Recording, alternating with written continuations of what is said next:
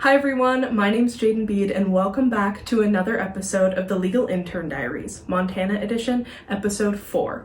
I'm super excited to be sitting here today with someone absolutely amazing, Soazig Lebihan, who is not only a professor of philosophy here at the University of Montana, but is also the advisor and director of the pre-law program. And so hopefully she's going to have some fantastic insights to give you guys on obtaining legal internships. But before we get into that, I just want to brag a little bit on her because she is fantastic and also incredibly humble and deserves every single minute of it. So I'm going to read off a few of her accolades here just so you guys get the picture. But if you want to check out the whole list, and there's probably many more that aren't even on it, you can head off to her page on the UM website.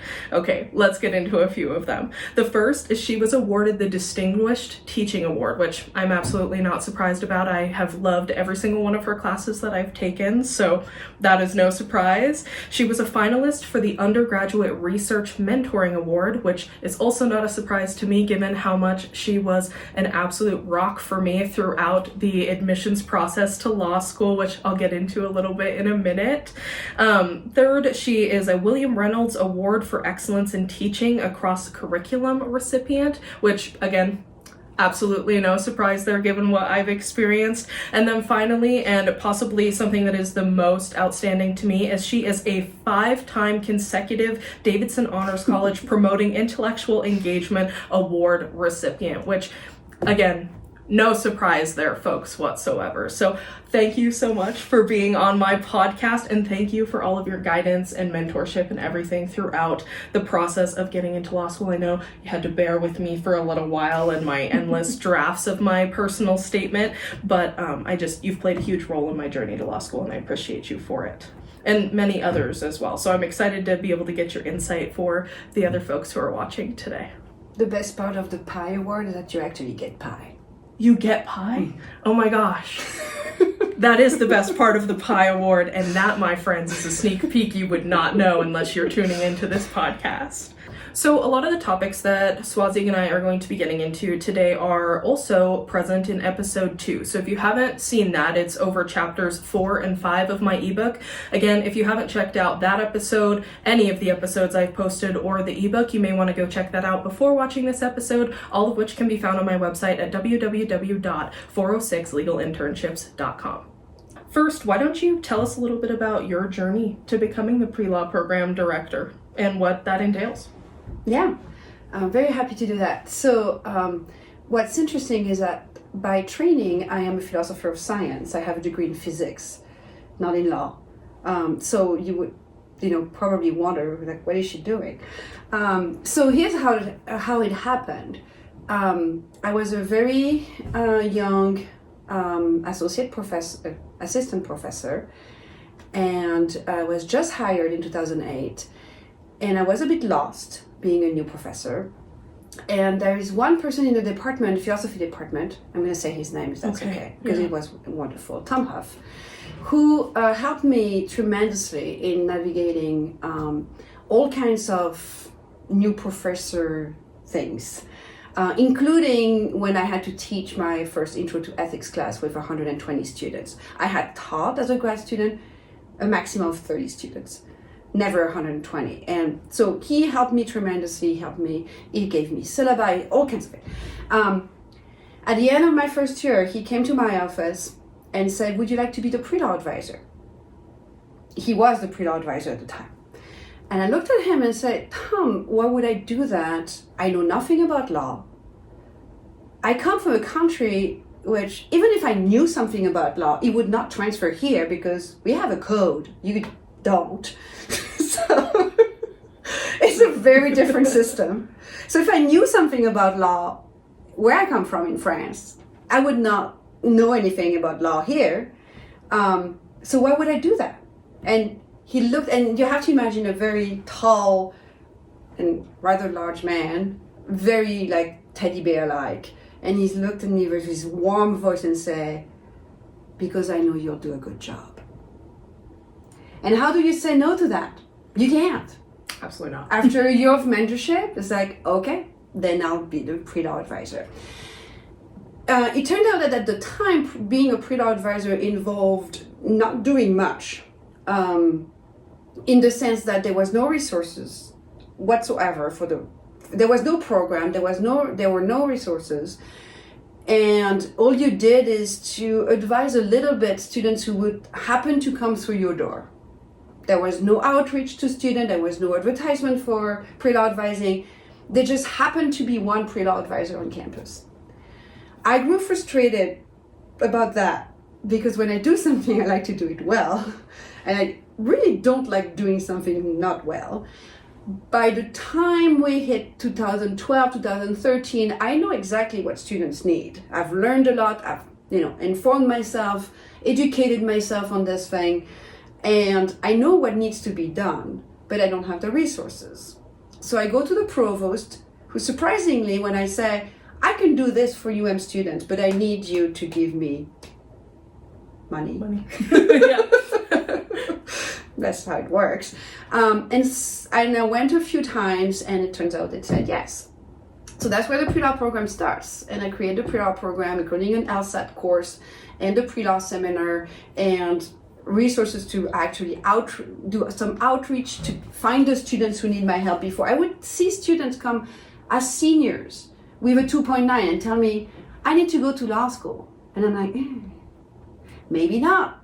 Too late, right? And so that was really frustrating.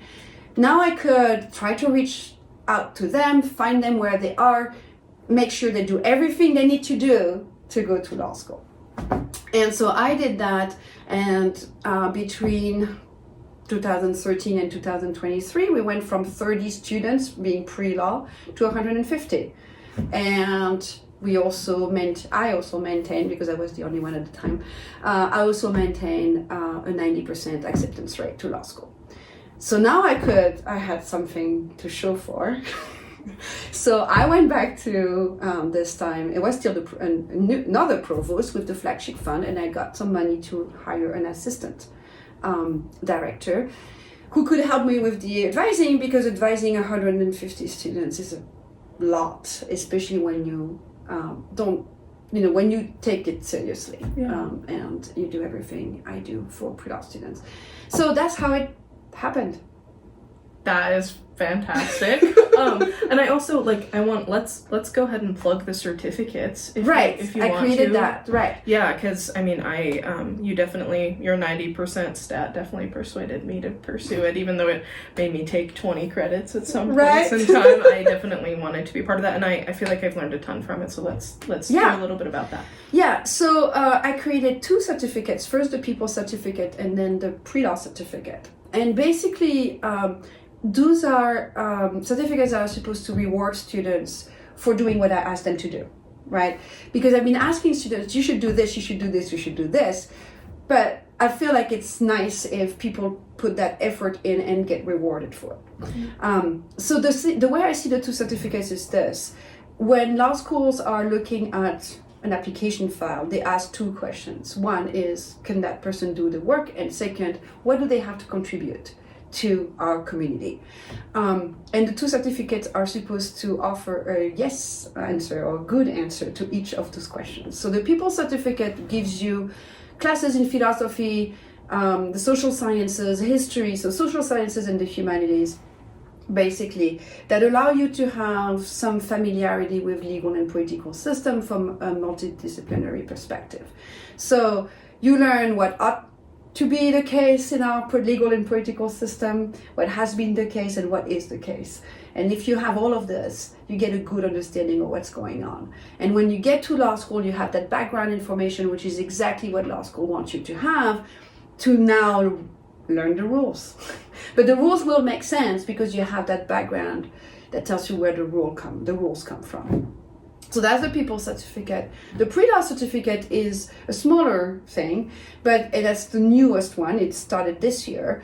And that's really about getting to know your peers and getting experiential learning or like out of the classroom experiences. So there's the intro to pre-law, because I really wanted the students to know who the pre-law students are and try to build that community right away. My experience over the years is that pre-law students don't know who they are. I know who they are, but they might be sitting in the same class not knowing they both apply to law school. So I want to build that community from the start. I want them to do an internship or other experiential learning activities. I want them to take the LSAT course, because I found that our students at UM typically don't have the money to pay for a private course. And so I always wanted to give an LSAT course for credit. And then it's not called LSAT course, but it is. And then the pre-law seminar, when they can learn about how to apply. And finally, I want them to have a serious capstone they can brag about. I mean, so that they have a meaningful experience as seniors at the University of Montana. Also, they can brag about it. Right, which is perfect. Which is perfect. When you're applying to law school. Exactly. So, yeah, and I love that. Equity is a big thing for me, and I love that is like at the center of what you're doing. And I also hear a lot of things that I've talked about in other chapters. If you guys have been following along with either the podcast or the ebook, networking is something that I talk about a ton, and it is just so pivotal to not only before law school, but also during law school and then thereafter. And every opportunity that you take is one that you have to make it, obviously, a networking opportunity. You have to make the most of it. But if you do that, you will be more successful for it. And so hear that, guys? It's verified information. So let's get into those experiential learning experiences. Yeah. And so how important do you feel, and I know it's probably hard to quantify, a legal internship is to getting into law school, and then maybe as a supplement, how important is that to your future career in law, post-law school? It's crucial. So I think it's very important for at least 3 reasons. One, you should not go to law school unless you want to be a lawyer or you want to be in the legal profession. Law school is expensive. It's a huge cost, opportunity cost. It's time, energy, money, mental health, all kinds of things. It's hard and costly. You don't go to law school just because you don't know what to do with your degree. Yeah. That is a bad idea. And that's how you feed into the portion of attorneys that are just miserable. And we don't want that. So that's the first thing. Is the legal profession a good fit for you? If you work at a law firm, you'll see what attorneys do. You'll see the kind of activities they do. And it's not suits. And it's not. I mean, it's not. It really isn't. And everybody should know that. Yesterday night, I was at an information session on law school, and one of the students said, I'm really interested in law. I really like suits. And I'm like, oh, no. It is not realistic, although there is sometimes drama. Of course there is drama, but anyway. So, is the legal profession is good fit? Know that before you commit money, time, energy, and all kinds of things to this endeavor. Second, connections. It's just what you just said. You'll make connections. You'll get letters. And that helps with admission. It helps after law school. You and someone else who was in my office yesterday have been working at the law firm, and both of you have done such a great job in that law firm that the attorneys are waiting for you to finish your law school and get your law degree so that they can hire you. Yep. Before you even start. It's not only you. Again, last night I had a student who's been working for a year and a half, and same thing. So you make, and if it's not at that firm, it can be somewhere else that these people know. So connections are crucial. And finally, training. So when you get to law school, you will need to learn to read again and learn to write again. The more reading and writing you do in undergrad is the better you prepared you are, but you're never prepared for the kind of reading and writing you do in law school. It's a very technical-oriented, detail-oriented, different way of reading and writing. Yeah. If you get a little bit of that training beforehand, that's so much better than, facing this giant mountain when you get in. So anytime you write a brief or you draft a brief or you draft any kind of legal document is going to help you in law school and beyond. Anytime you understand the reasoning of your attorney or the judge, that's that much progress you've made towards understanding legal reasoning. And that's, of course, it's a leg up, right? I mean, how not? Right. I don't see how you could argue against that. So for at least, is the legal profession a good fit? Making connections and the training you get at a law firm. Those are all the reasons why getting an internship is excellent idea. Yeah. And obviously people pursuing legal internships are either prior to law school or they're in law school as a rule. But I guess I would ask you just candidly, do you think that my application would have been as strong as it was if I did not have my letter of recommendation from the attorneys? Even though I had other things. You had other things, but I think it made it even stronger. Right. And so and you're awesome by yourself, just to be clear. Thank you. I appreciate that. But I definitely, I just want to reiterate over and over again that if you want to go to law school, and I've talked about this in previous episodes, that planning, and even if you want to get an internship, that planning starts a long time before any of those things actually occur. And so if you even are thinking about wanting to go to law school, you have to think and prep for the experiences that you want to be able to showcase to the law school of why you deserve to be there.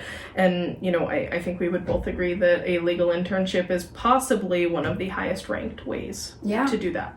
I mean, there are other internships you can do that are great, right? So the Bacchus internship is great. There are internships with the Mansfield Center that are fantastic. I have students who intern with the Innocence Project or with CASA. Those are great ways to, get some experience with policy/legal professional world. Those are great, but legal internship is definitely on that list of top experiences.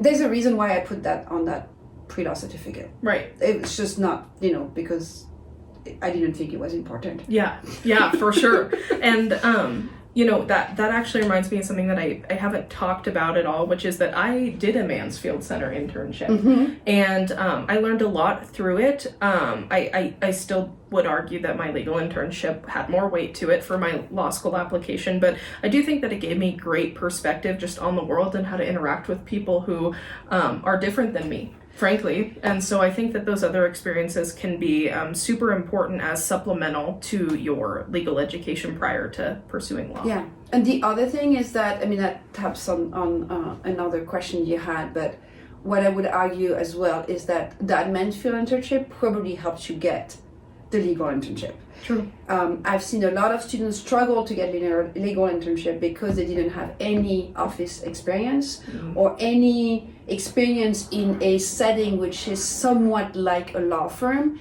If you come with only service industry or those kinds of things as experiences, I've seen students struggle a lot to get what is effectively an office job in a professional setting. And so I do think that thinking ahead is crucial, which is why I want to do students right away, right? As a freshman, what do you do with your summer? How are you going to ensure that you have on your resume what you need to make a good case to a law firm, that you can be, acting in professional manners in a legal office? Because there is a level of professionalism that is expected of you that is not obvious. Those are skills that are not obvious. And so when you show up for an interview for something like this, or you reach out to to law firms, you need to show that you're going to be able to be working well in a professional environment. I got an email 2 days ago from one law firm in town asking for their new pre-law student because, anyway. But the description was, we look for someone who will be capable to work in a professional environment and learn multiple roles fast. That's it. That was the job description.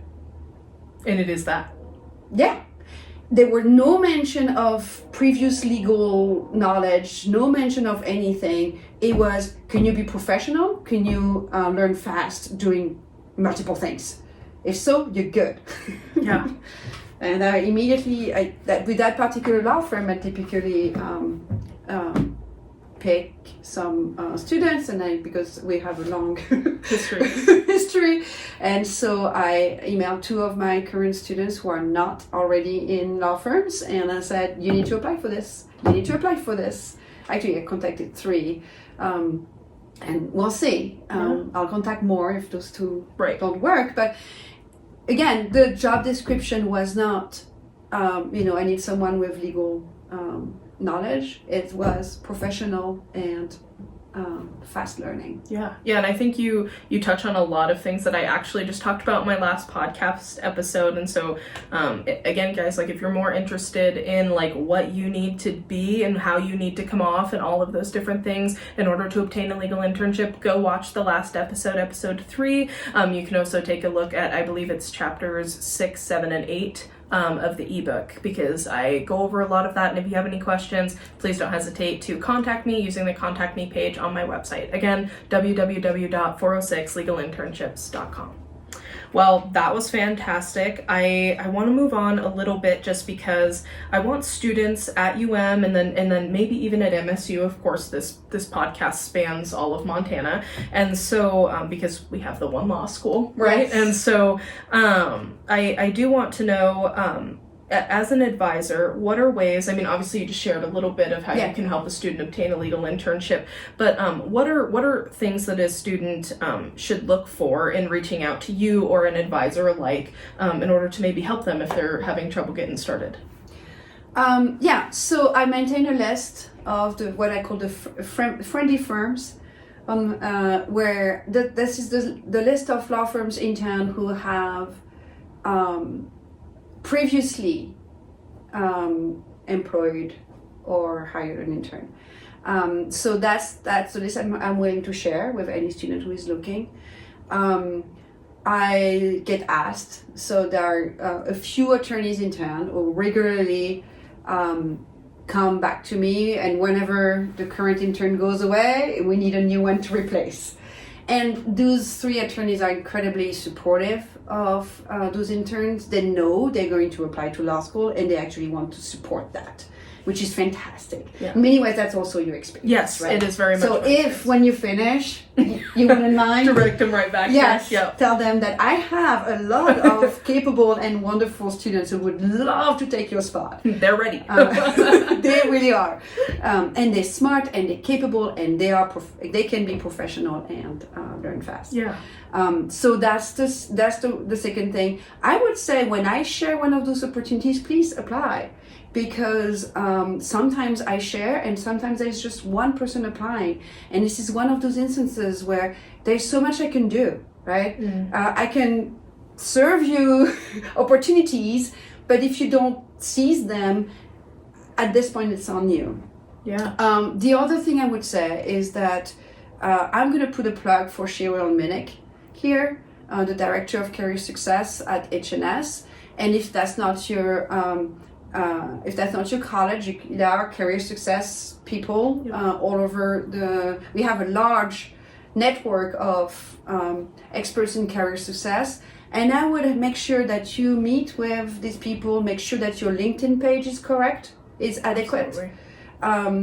There are ways in which you can make sure that whatever you want to show up on someone's search page when they're looking for potential interns or whatever, potential legal assistant, you don't want to show up as student at the University of Montana.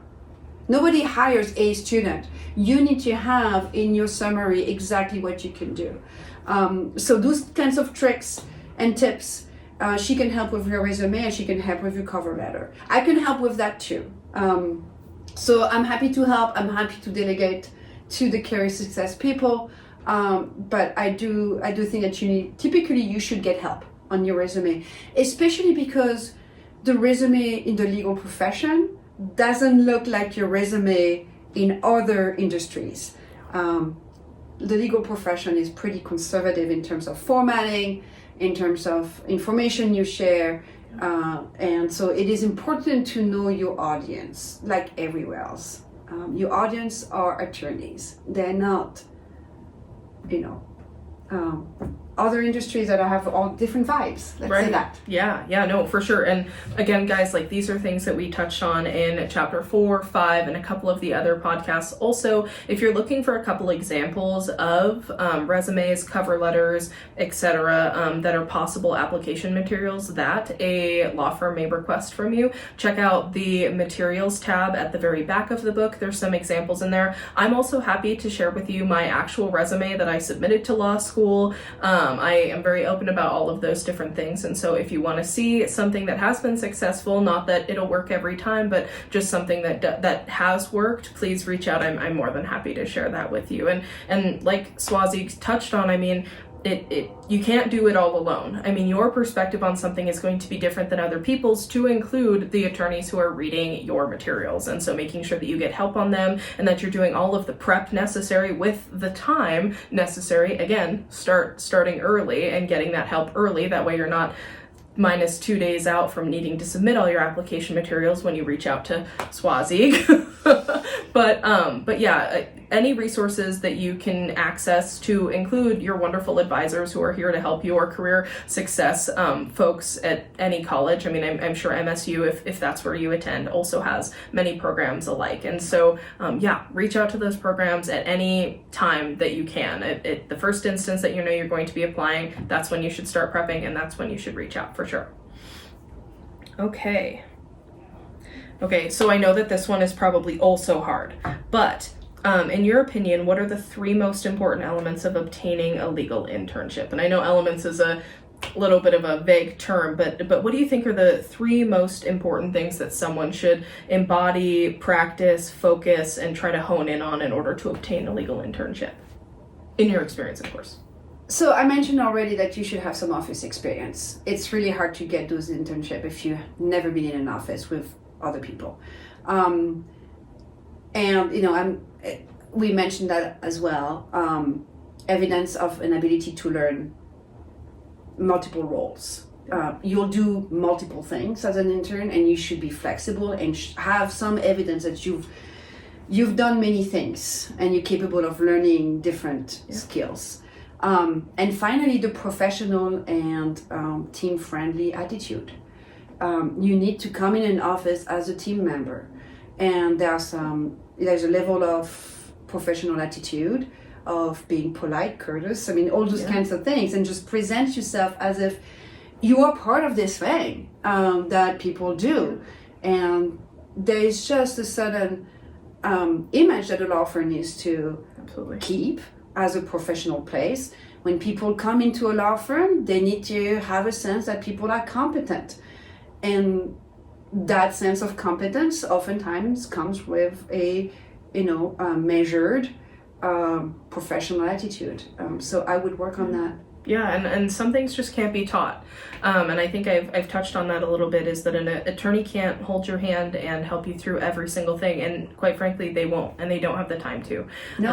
And every great intern, and I think valuable intern, given my experience and other interns that I've seen in our office, and just what I've heard from others, what I've heard from you, is that, you need to be able to be reliable in every regard when they ask you to do something. Do they expect you to know how to do it? No, they're not going to expect that from you. That's why you're an intern. But what they are going to expect from you is that you're going to have an incredible work ethic. You're going to work at it. You're going to have an incredible drive, and you're going to be self-sustaining, meaning that they don't have to inch you along. They can trust that when they put something in your hands, that you're going to try your best to figure it out. You're going to ask questions when you need it, and that you're going to get it done. Yeah.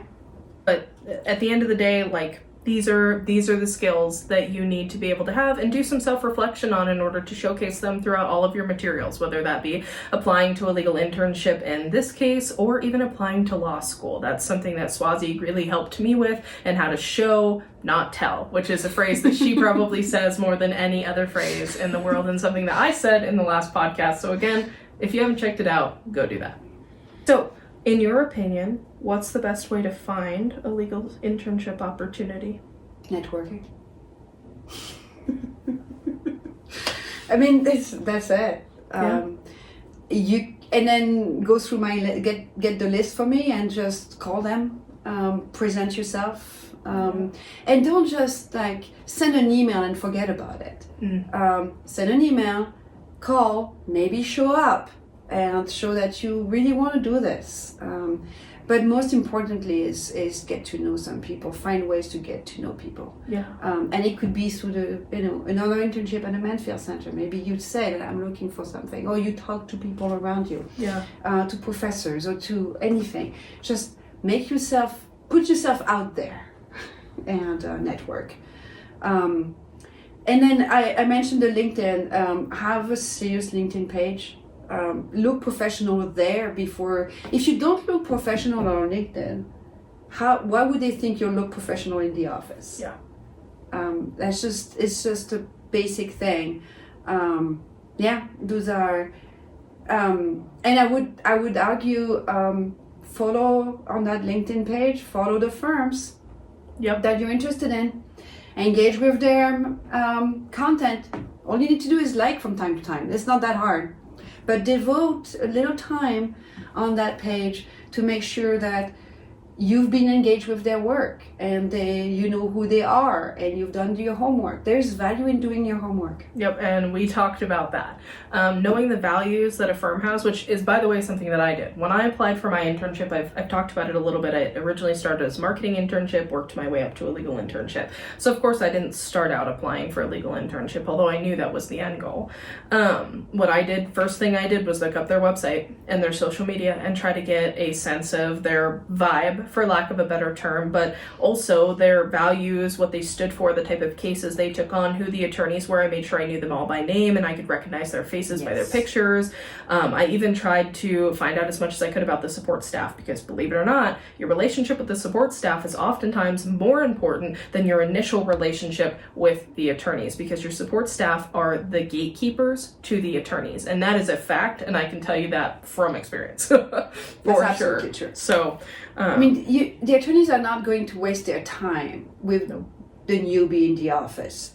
If the support staff finds you a valuable asset for the office, they'll say it. Yep, and I have to give a shout out to my coworker, Tammy. She has been my rock throughout my entire internship. I wouldn't know half of what I know without her. I mean, every question I have, she answers it. She shows me how to do everything so that I'm not wasting the attorney's time and I'm not having to go to them all the time, and I'm only having to go to them about very specific questions, and I have the time to really think about things because she's helping me with them, and she's helped me from day one, still helps me to this day, and I'm grateful to call her a friend too at this point. But she has been pivotal in my learning experience, and she's a legal assistant and has a depth of knowledge like absolutely no other. And so I can't stress enough how important it is to have a relationship with the attorneys. I mean, mentorship is something we talked about in the last episode that is just so important to your growth and so important to getting into law school if that's what track you're on. But mentorship doesn't have to just be from an attorney. It can be from a support staff member as well, and regardless of how long they've been there longer than you, and so they definitely have something of value to bring to you, and you should never have an attitude that you're above them, because let me tell you something, you're not.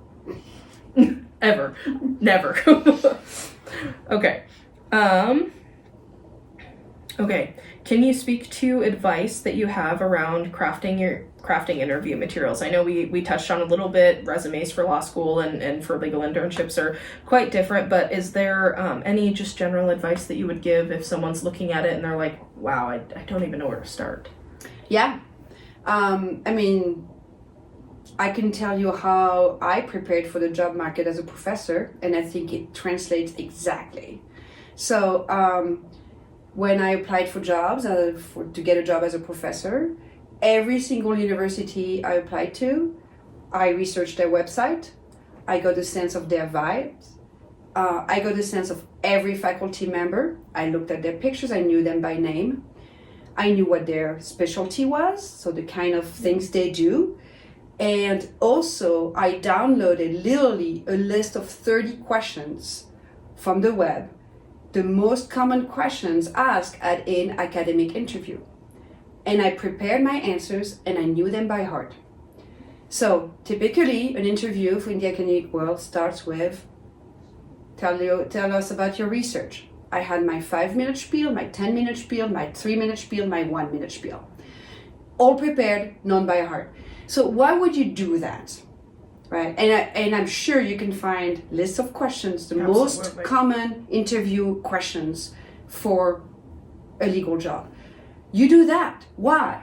Because when you get there, you will not look for, you will not look for your words when you start talking. They ask, why are you interested in a legal internship? You should have an answer. Absolutely. And it should be right there. You should not be, oh, I never thought about that. Why would I want? That's terrible, right? It's like, well, what are we doing here? That's how you make them angry. You're wasting my time. So, why do you want a legal internship? You need to have that short answer that's sweet and sharp, and this is why it would be great. And an answer that actually fits the law firm you are looking at. When someone asks you a question after that, you should know where they come from, what kind of cases they work on, so that your answer is tailored to them. You have your basic answer, you can tailor to that person. So you go through that interview. It's a lot of energy. It's exhausting, right? You're performing, your body and your mind are performing at the same time. It is, and the stress levels are high, which means that your body is also using energy, just keeping yourself calm and trying to, not lose your mind. Yeah. So all of this is a lot of stress and a lot of energy and just a lot of everything. You won't have the bandwidth to give proper answers to those questions unless you are prepared for them. And then, if you have all those questions answered in your head already, when they ask that one question you didn't prepare, you have your brain power left. You can think, you have some energy to think, oh, I didn't think about that. Let me give it on the top of my head, this is what I'm thinking. But you can think because everything else was kind of, oh, I'm prepared for this. So that's what I would do. That's what I did to get a job. Yeah, absolutely. Yeah. And that's what I would recommend. Get to know the places you apply for a job, the places at which you apply for a job, and get to know the people there. Prepare your answers for the most obvious questions. If you're not prepared, if you haven't done your homework and you're not prepared for that conversation, they have no reason to trust that you'll be a reliable professional person in the future. Absolutely. Yeah, and one thing that I just want to plug is what Soazig's talking about is very much akin to my analogy of your tools in your toolbox, which is how it was explained to me when I was being prepped for my full ride interview for my undergrad. And how it was explained to me was, if you have an answer to every question you can find and you know how to answer it effectively, every single one of those answers is a tool in your toolbox that you can use for a different question or even for the future. If you know your application materials inside and out, regardless of what question they ask you, you're going to be able to speak to it and speak to it effectively, and that's going to show. And they're going to be able to tell that whether you prepared or not. Like, this is something else I've talked about, which is they're attorneys. Like, their whole job is trying to sniff out those who are not being real honest or not real authentic. I mean, it's half their job. Yeah. And so they're going to know. And so this is not something you should skimp on when it comes to your time commitment whatsoever. And the time commitment is also an indication of how committed you are to that particular job. Yeah. And so if you come unprepared, you are effectively sending the message that you don't care that much. Absolutely. And that's just not only, poor planning, but it's kind of rude. Yeah. Because you took the time of these people, and that time is precious. They don't have that much time. Yeah. And so coming in and not being prepared, similarly for professors, right? When a student comes after an exam and they're not happy with their grade, there's a student who comes because they have a B, they are an A student, and they have very specific questions on the material, and they have those questions prepared. They tell you what they understood about it and what is still missing. That student you won't spend time with. And then there's that student who comes like, I got a D and I don't know why, what can I do? And when you ask, what did you read that material? Did you prepare the study guide? And they have no clue. I don't really want to spend much time with that person. I feel like it's not going to be a good use of my time. So there is something about being prepared that also sends the message that you are someone worth spending time with. Absolutely. Because you will seize the opportunities, prepare well, be reliable, and those are like very important qualities to have as an employee. Yeah, and even beyond that, like an attorney is looking for someone who's going to bring value to the firm. So not only do they want to make sure that you can meet a certain standard, but they want to make sure that eventually, like, the time and the energy that they spend training you is going to pay off in dividends, whether that be to your career, but also to theirs, right? And so it's all of it kind of mashes together into one big glob, I suppose, of just good for the firm. But if you don't start out that way and get that trajectory, you'll never reach that point of providing value for yourself or for the firm, and ultimately you won't be successful as a result.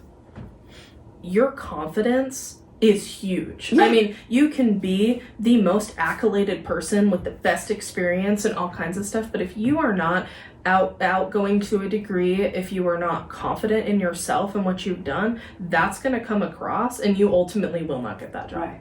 And I would add to this, you don't need to be confident, you need to act confident.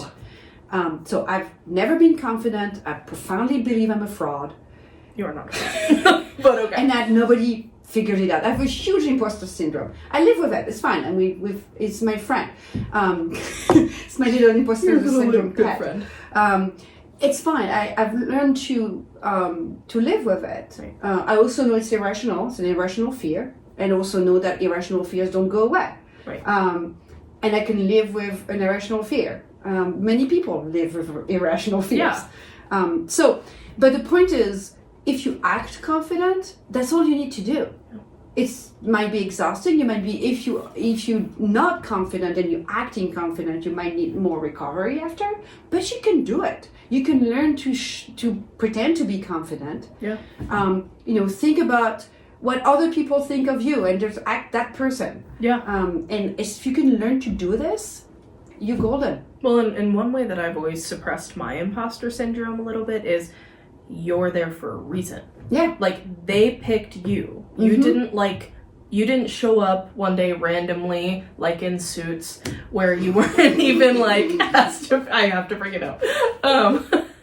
You don't, because I have watched with marijuana in your right, suitcase, exactly. Or And whatever so, it is. right, like, and so it's not like that. Like, you are there and they have picked you and given you an interview for a reason. And you may not feel like they're valid reasons, and that's okay. That's your opinion, but it's not theirs. And so you're there for a reason. Show them who you are. That's all you have to do, is be authentic and be confident in the fact that you're being who you are. And obviously they think that there's some value in that. And so you can find some comfort in that. And in many ways, you can build on your own lack of confidence to tell yourself that they actually know better whether you are a potential good asset to that law firm. They have more experience with hiring people. And that's true for law school as well. Whenever you go to law school and you feel like, I can't do this, I'm not good enough, the fact of the matter is that if you were admitted to a decent law school, not a fraud law school, to a good law school, experts have established that you can do it. And you should trust that judgment rather than your immediate, emotional, non-experienced judgment. Right. Again, if some people who have seen thousands of applications tell you can go to law school, you should trust them. They're in a better position to judge whether you're capable or not. They've seen so many of you. And they've seen them all succeed. So they are confident you're going to figure it out. Yeah. Is it going to be hard? Yes. But you're going to figure it out. And so similarly for a law firm or any job really, if they're giving you an interview, it's not because they think you're not a good fit. Right. They have no interest in spending their time for no reason. Yeah. So they have a presumption that you could be a good asset. On that basis alone, and given that you know they are experts and you're not, you should trust that you can actually be a good asset. and present yourself as the good asset you are. Right. Like, don't cut your nose off despite your face, though. Like, don't, Yeah. You have to bring forth that, and obviously, like, that's a two-way street. Mm-hmm. But, like, be confident in that alone. If nothing else, be confident in who they are, because why would you apply for an internship there if you didn't appreciate at least their work ethic, and what they've done? Well, if you appreciate that, you probably trust them to a degree. If you want to work for them, well, trust them in this too. Yeah. Last but not least, is there any other advice you'd like to give the pre-law community? Yes. Get into the pre-law program and talk to us. And then find your peers. Make sure that you know some other students who are in the process of preparing or applying to law school for a support system. I think that's crucial. Yeah, and for connections after law school. There we go. Well, thank you so much for being willing to sit down with me. Thank This has you. been fantastic. I think it's going to provide incredible value to the pre-law community. And again, just a plug for Soazig. She is a fantastic professor, fantastic advisor. If you ever need anything, I highly encourage you to reach out to her. And if you're looking to go into law and you go to UM, I definitely encourage you to take some of her classes. Anyway, I hope you've enjoyed this episode of the Legal Intern Diaries, and I hope that you will like, comment, subscribe, turn on those notifications, and go check out my other resources and other podcast episodes at www.406legalinternships.com.